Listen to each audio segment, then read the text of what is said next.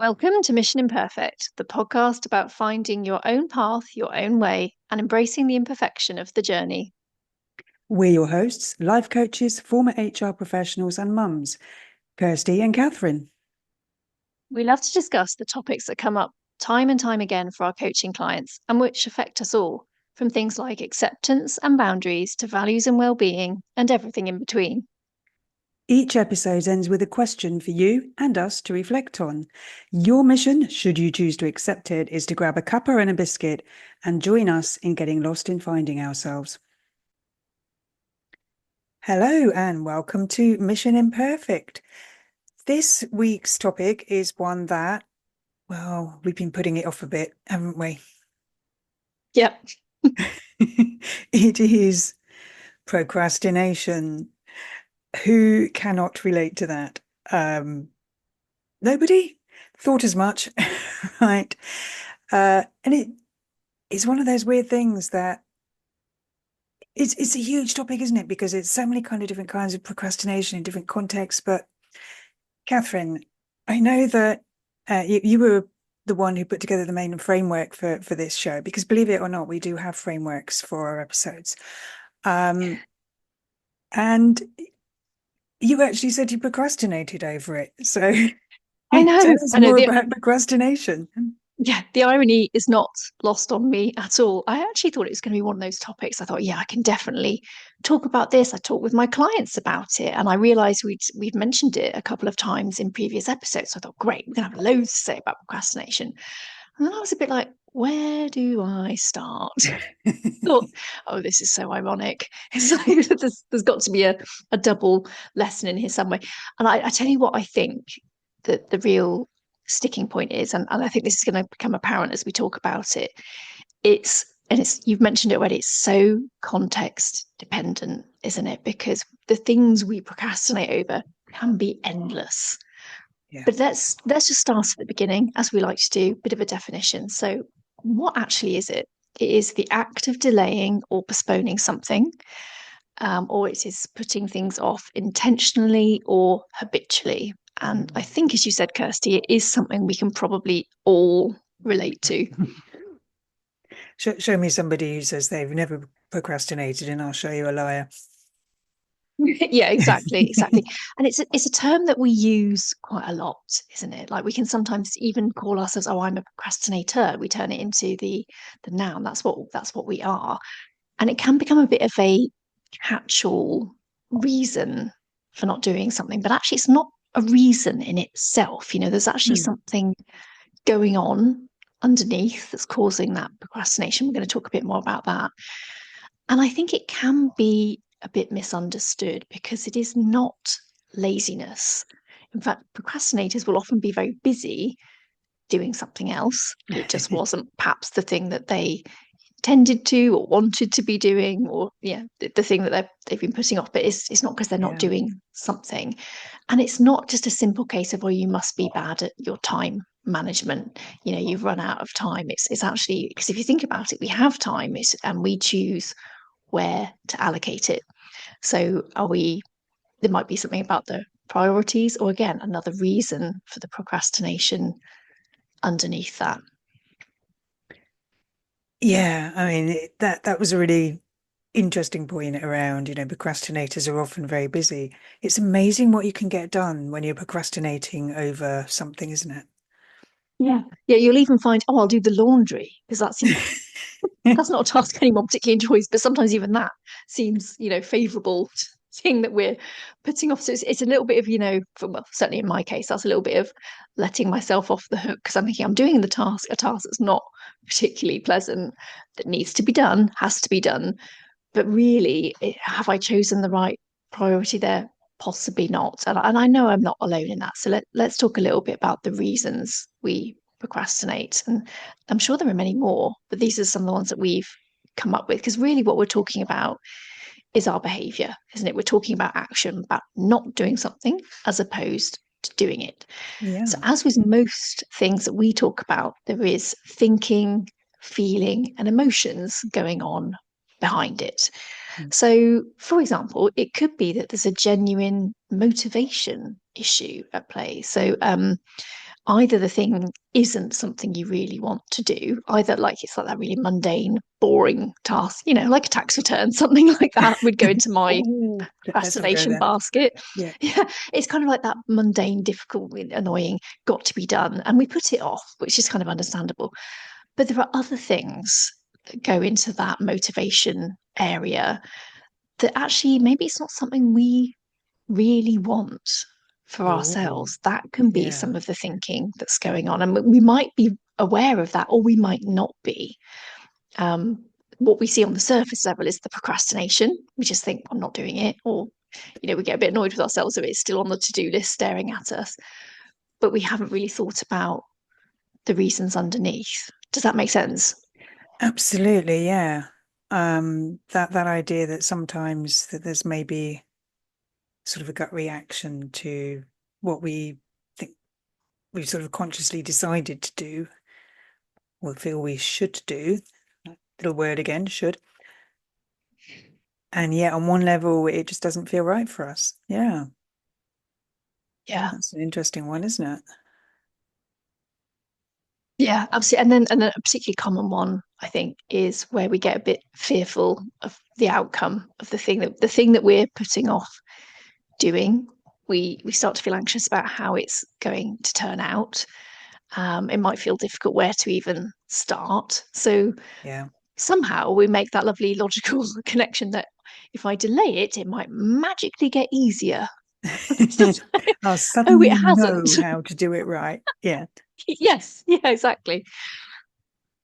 Yeah. So suddenly I'll understand all those different fields in the tax return and it won't seem at all scary. Yes. Yeah. If I just wait for another couple of days, it will be fine. Not. Mm. Yeah, it's okay, avoidance, isn't it? Avoidance of in, having to deal with the fear. Yeah. Yeah, and it's understandable because we don't like to feel uncomfortable. No. Um, Sometimes connected with that is this idea of striving for something to be perfect as Mm. well. And as we said right at the very start of our podcast, being called Mission Imperfect as we are, we think perfection is something of a myth, but it is still something that we can grapple with, right? We think, I want this to be perfect, and we worry that it won't be. So again, we don't actually start doing it in the first place because we've already sort of leapt ahead and decided the outcome is unlikely to be as desirable as we want it to, and that can cause us to not make a start. Yeah. And sometimes I think maybe it's kind of disguised as, worrying about getting it wrong. And Mm. Yeah, that can seem like a different thing to perfectionism, can't it? That could seem healthier, and yet it's pretty much the same thing. yeah. If you're How it's afraid just to going to make a be, mistake, you want it to be perfect. Yeah. yeah, yeah, or how it's going to be received as well. Like you might Yeah. think, oh, I've tried really hard on this and I hope it's good enough and I think it is. And then you're worried other people might think it's rubbish. Yeah. Again, this is all very context dependent on what the thing is. We've joked about the tax return. It could be something radically different to that. No one's probably going to have an opinion on your tax return, to be honest with you. Um, but yeah, we can also think, oh, I know, I'll choose something a bit more comfortable, a bit safer, a bit easier to do instead. Like my example with the laundry, I kind of Laundry, know what I'm yeah. doing now. Don't love it, but it's got to be done. But we also know we can still perhaps get that little sense of satisfaction of having done a task. So we get that kind of hit in that respect, but we're Hmm. still, Without the pain.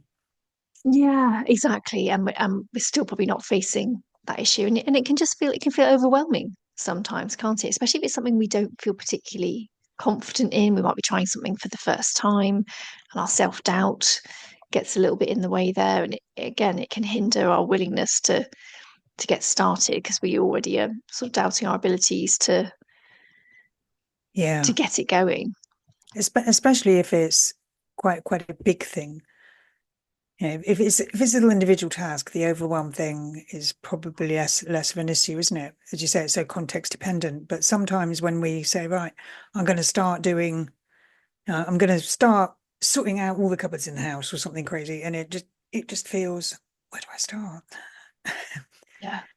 what am I going to do with all the stuff? How am I going to sort that out? What if we need to be doing this, that, and I can put it there, but what if we need to use that for that? And then it's suddenly, oh my God, I don't know how to make this work. I can't do it. Yeah, definitely. They say you have It's to just break all too eggs to much. make an omelette, don't they? And he's like, oh, I don't want to get them out and break them everywhere. What? It's just like you have to almost make more mess before you can get to the tidy bit. And I totally get that. I hate the sense of making it worse before it's better. I just want the better bit at the end. That's my approach to gardening, Kirsty. I've realised that I'm terrible.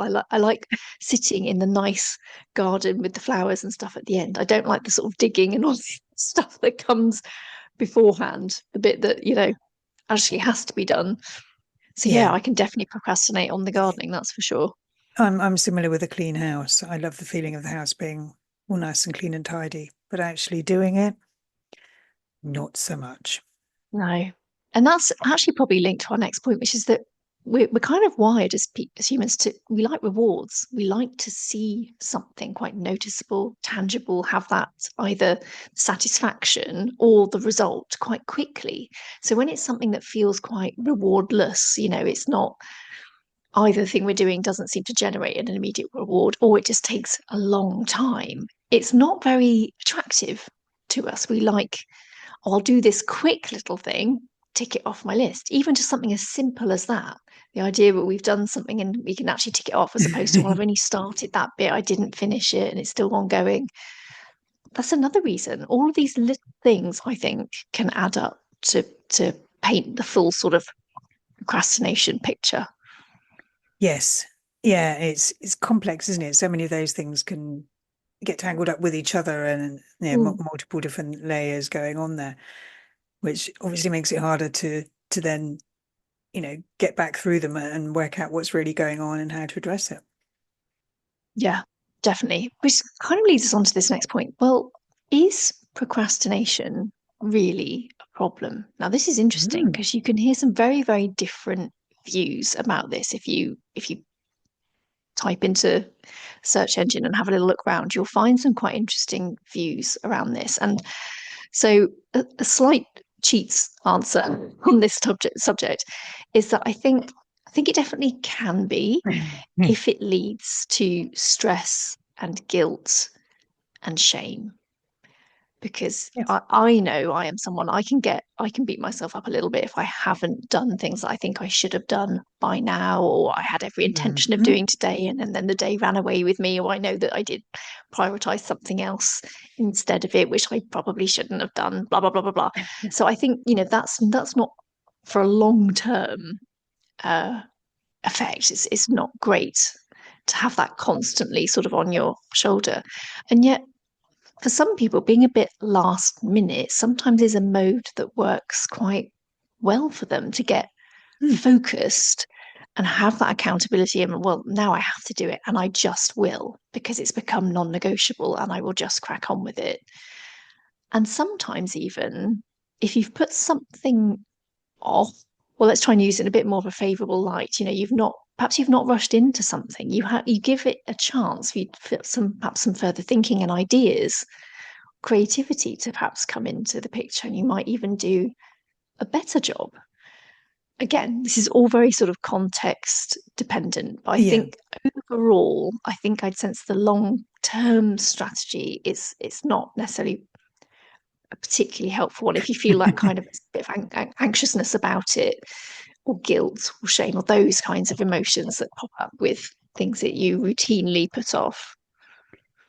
Yeah, there's as you were saying that trying to put into words what was going on for me there. I think there's something around it's okay as a strategy when you have a sort of a sense of awareness and control around it. I mean, when I had a look online, I found quite a lot of quotes from writers who are talking about procrastination as that sort of time when creativity sparks and ideas develop, but also that, of course, at some point you actually have to start writing. So when you have that awareness that you are not rushing into something, that or maybe you are putting it off a bit, and you can, I suppose, give yourself the grace to allow that rather than beating yourself up, maybe it can become productive in its own way. But Mm. if you let that go too far, then nothing's going to come of it. It's pointless. Yeah. Does that Well, make you know what? I sense? think it really does. And you just actually helped me formulate, I think, a slightly better version of this next question. So I'd kind of asked, well, can we overcome it? And maybe overcome isn't the right question. Maybe it's sort of manage or work with Oh, it. yeah. Maybe that's a slightly better question. And of course, this is an interesting one because I think it's going to be different for different people as well as those different situations that the procrastination Yeah. might arise. And this is an interesting view that I came across, that sometimes trying to sort of logic it out, trying to explain, why is this happening? Why am I putting this off? It still won't, even though if you do all of that, it still won't necessarily result in you taking the action. So sometimes, well, if it results in you identifying that you didn't need to do it, the action, whatever it is, then that's fine. But if it doesn't lead you down that path, still trying to work out the reasons why, you still might not end up with the doing it part. So So sometimes true. Yeah. maybe yeah, maybe a tactic is to actually start. And sometimes I think we can probably all acknowledge this. Sometimes the actual thinking about getting started is worse than when you're actually in it doing it, whatever it is. You actually think, Yeah. I'm doing it. This isn't actually as bad as I thought. It's like sometimes when I stare at the screen, I call it blank page syndrome when I'm trying to write, I don't know, a blog post or something, and I just nothing's necessarily coming, and I can sort of stare at it and think, oh God, this is going to take me forever. But if I just start writing something, yes, I might go over it and change it and tweak and all the rest of it.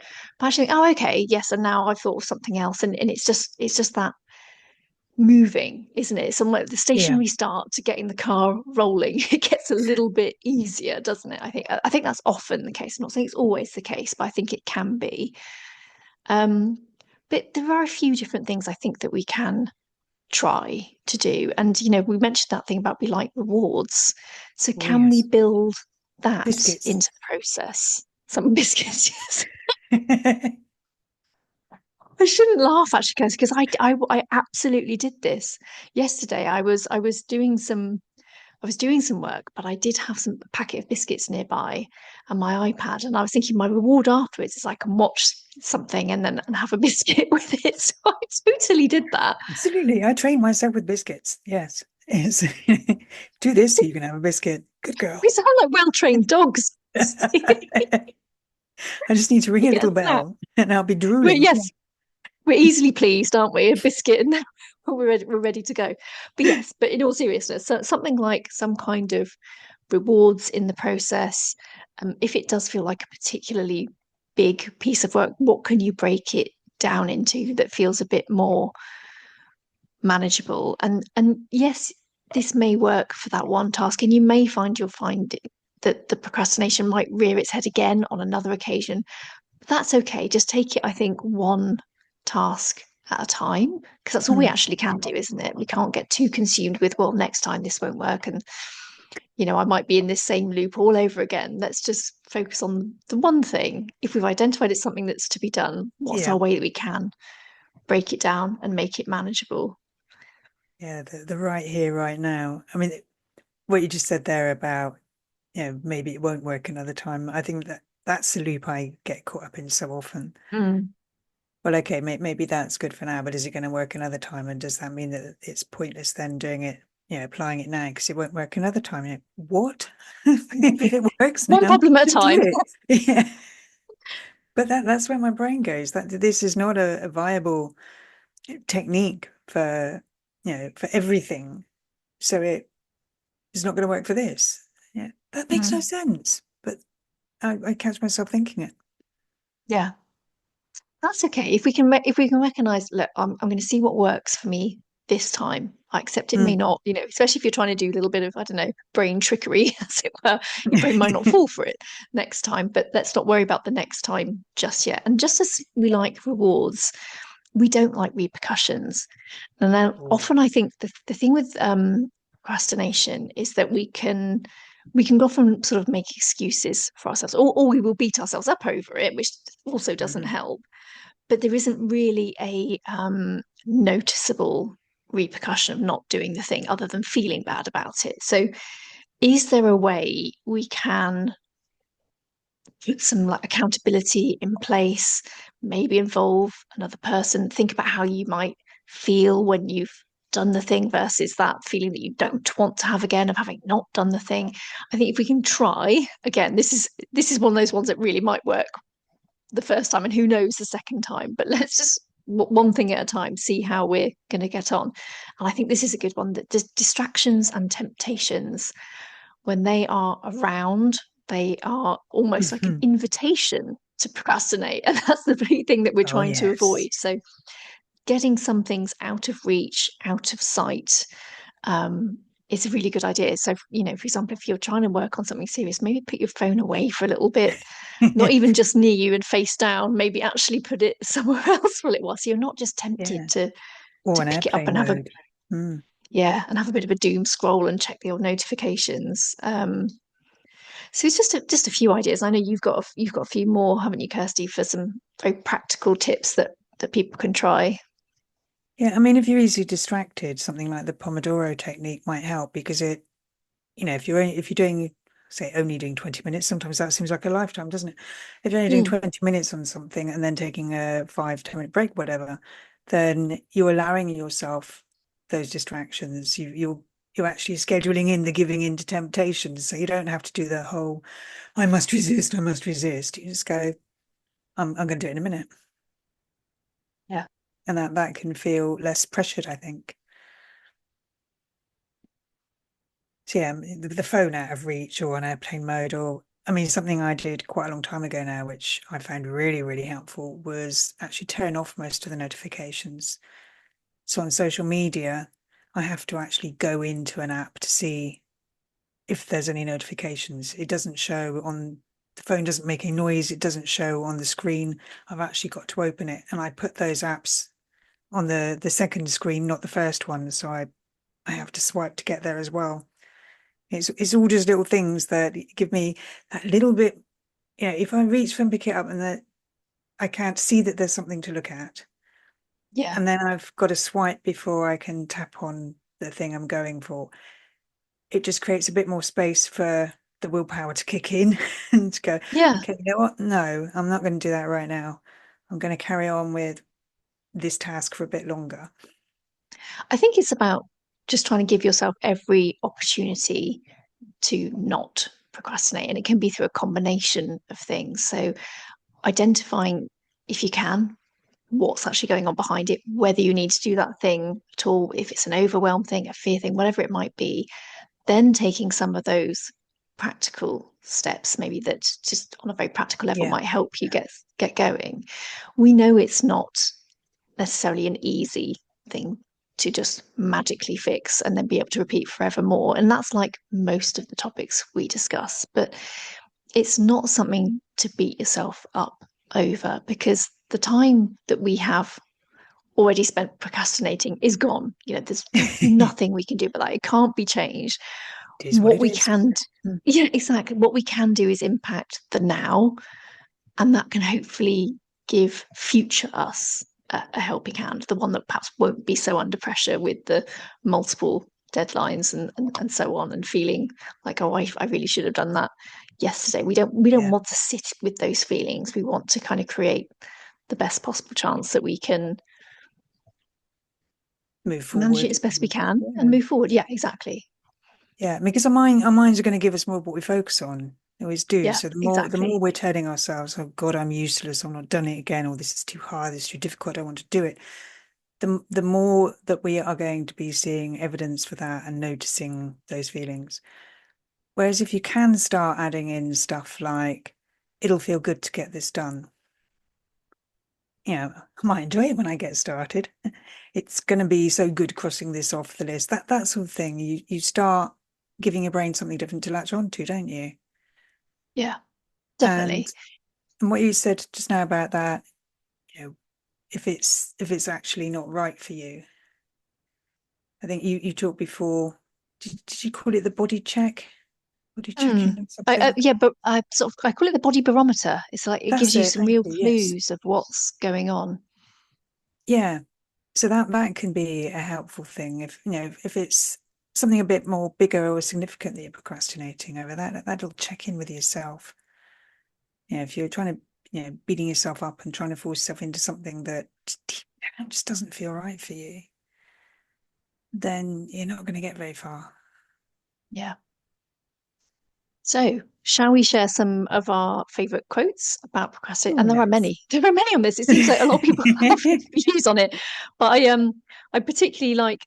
I've got two about days of the week. So this one made me laugh. Someday is not a day of the week. That's Janet Oh Daly. no, I know. it's Yeah, we not. can't just say someday. Doesn't mean anything, does it? But also kind of connected, which I really love. Tomorrow is often the busiest day of the week. And that's Yes. a Spanish proverb, apparently. But yeah, it's funny. I do notice I think I do end up compounding a few things into tomorrow, and then I realize just how busy a day tomorrow is Yes. going to be. So I relate to that one.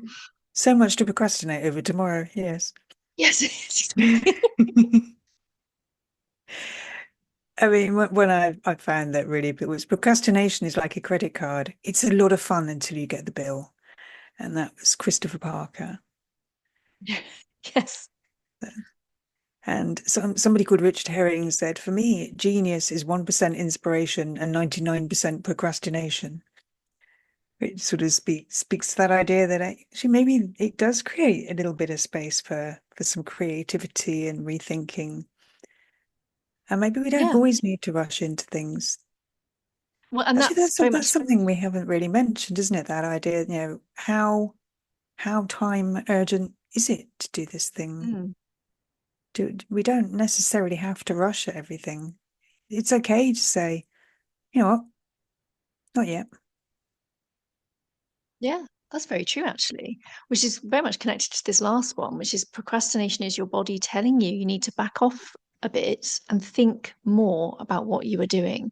So it's like Yes. take that moment, like what we've spoken about before in another episode about pausing, haven't we? Like maybe we Mm. don't, we're in a very sort of instant now type culture, aren't we? And I think sometimes we can get caught up in that and think we have to do everything, and then that's just not realistic, is it? We can't do everything on our to-do list in a day. So some things we might have to be. It's more like a deliberate delay than a an Yeah. accidental or not doing the right thing. So yeah, I think there is something about more. Should I call it mindful procrastination, something like that? I The like slightly that. positive side. Mindful procrastination, positive procrastination. Yeah.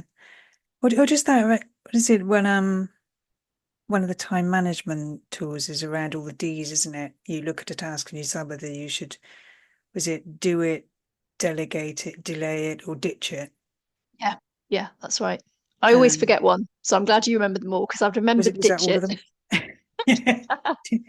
Ditch it, delay, yeah. Um, yeah, so well, that's not a bad tool to use when you're looking at what you're procrastinating over as well, actually. Come to think of it, that can Mm. apply.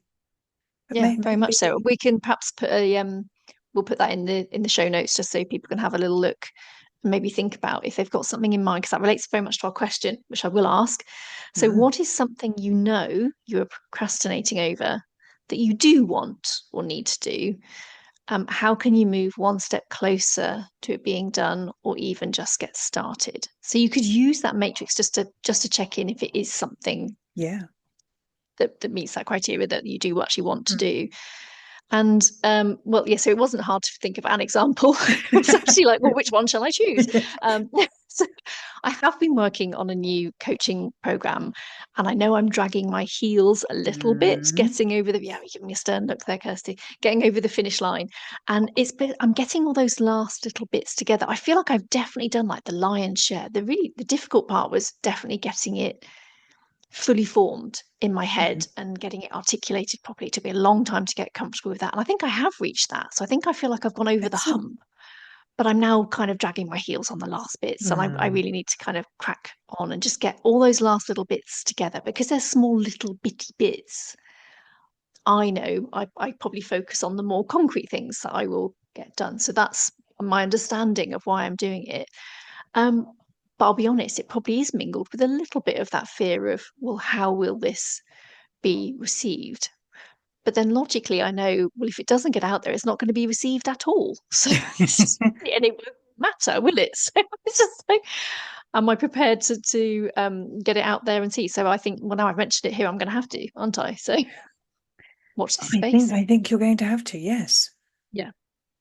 Well, your turn, Kirsty. What are we going to hold you accountable to?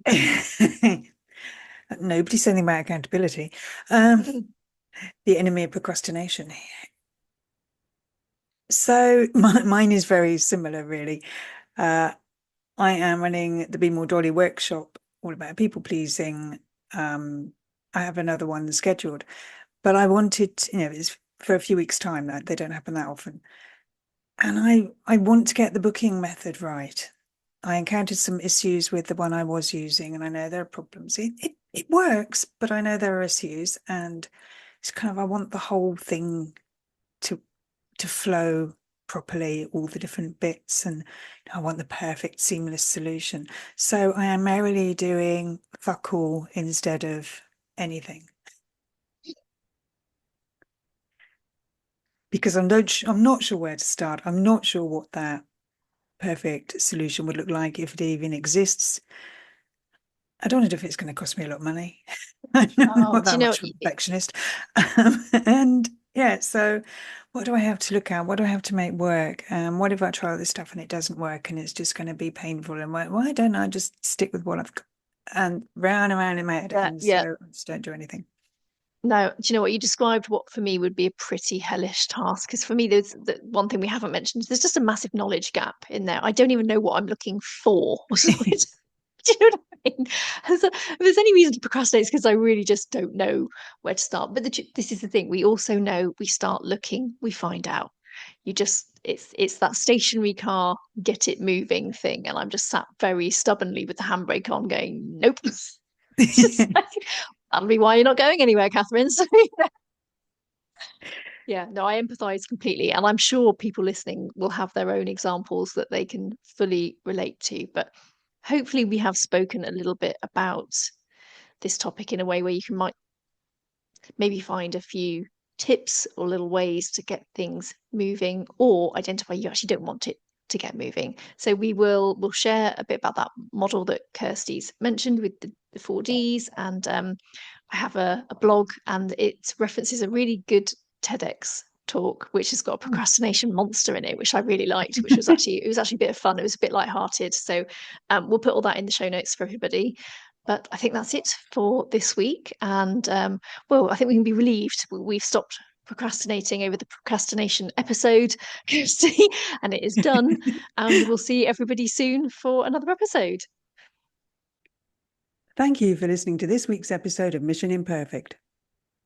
Please visit the show notes for details on how to contact us and for any resources we may have on the topic discussed. Until next time, keep being imperfectly you. No one does it better.